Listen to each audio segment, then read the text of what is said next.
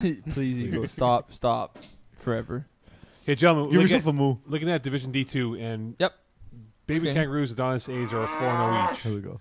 You got GLC, Wrecking Crew, both 3-1 in the 3 and 4 positions right now. Okay. GLC lost the Kangaroos, and they'll play Wrecking Crew this weekend. Okay. And they'll play Adonis A's in 2 weeks here. Can GLC or Wrecking Crew perhaps jump over these teams here and No. be the one? Well, in there's two a spots? way. Wrecking Crew has to bench Kevin Kusai. But is his neck tie choking him to death? Tell you what, if they just had a ball gag, he has a different position for a whole other group of people. Wow. By the way, they think they're being disrespected. Wow. Wrecking Crew. Why though? Is it because of the ball gag? Because Kevin is like, oh, don't talk about us, but you're disrespecting us. So I see the podcast.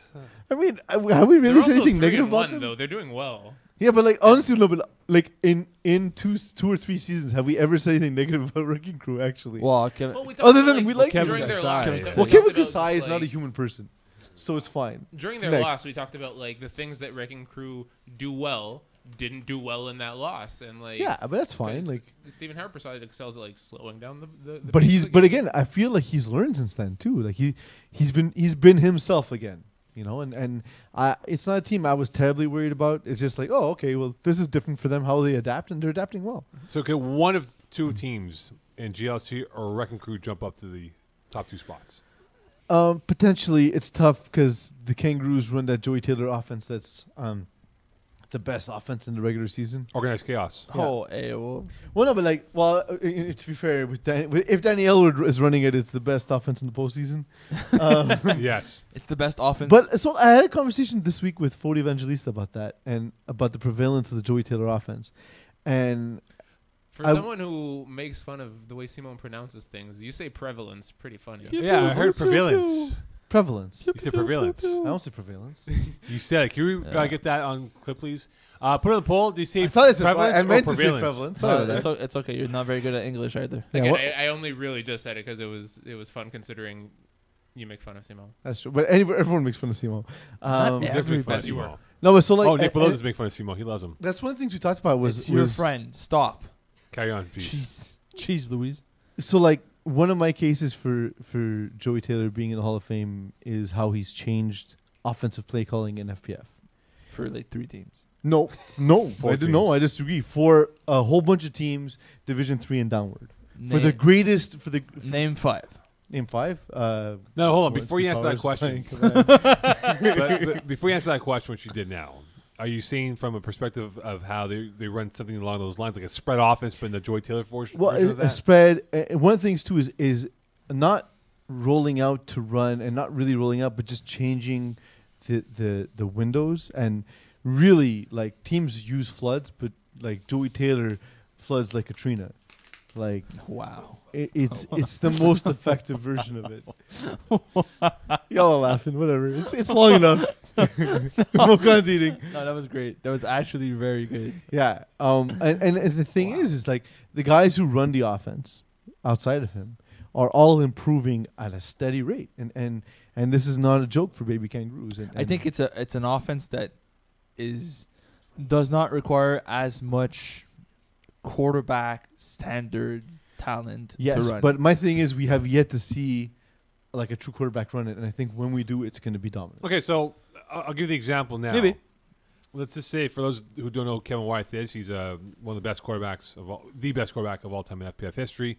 If he ran the Joy Taylor offense with this core group of Baby Kangaroos, would it be better or would it So be it's harder in equal? Division 1 because of how much He didn't say in Division 1, he said on this team. this team? On Would it this be one. better Kevin on Wyeth this will team. make any team better, Yeah. so that's a bad example. with his left but hand. If you need an example of that, like this is years ago, but the Pac-Men in Division Yes. 2 were like 2009. a Div 4 team to be very generous. And then Kev came on in this team and Took him made to them the a playoff semifinals. team.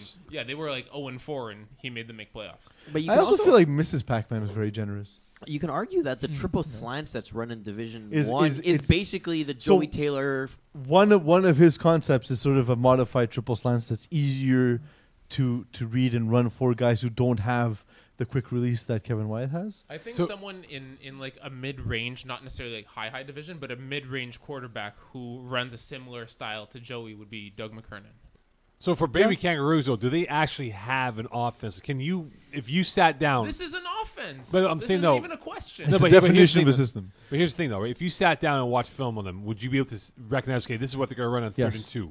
This is what they're going to run on 1st and 10. So the flaw is that people now know it, and so defense in the playoffs have made it difficult for these teams. Well, not except for except for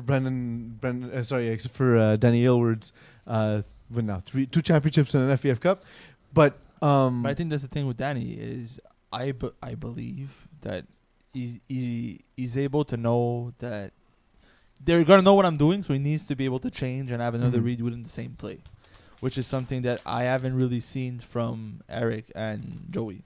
Is they'll go back to that play expecting it to work, where Danny sort of uses his legs a little bit more. I also feel like they have a guy in the division they play in Brandon Aylward, that's kind of like adding Kevin Durant to the Warriors. Like, yes, the system is dominant, but when the system breaks down, you need a guy to get a shot off. and he answered the call. And that's what Kevin Durant does. That's what Brandon Aylward adds to Danny Aylward. But like, so those teams in slightly higher divisions need a guy who's going to be able to do that. Yes, Eagle. Do you guys think there's any offenses that are struggling in Div D that can benefit from this? Everyone can benefit from that. Yeah, but system. someone specifically, it's like they literally can't get the ball downfield. You can be like, okay, you guys should Smoking try axolotls. running this. LBB. Oh yeah, big Yeah, time. that's a good one. Yeah, because their receivers are very good. Yep. They're guys And who they're can also get very a ton of frustrated. yaks. They're also very frustrated. Green Hornets, maybe? Again, I don't know what's the case for it not improving teams. Fair. When was the one time we saw it not improve? We talked about in Division E podcast where we saw it this week, where it made a team who was one of the teams that came into FPF and had a hard time winning, made them competitive in a game.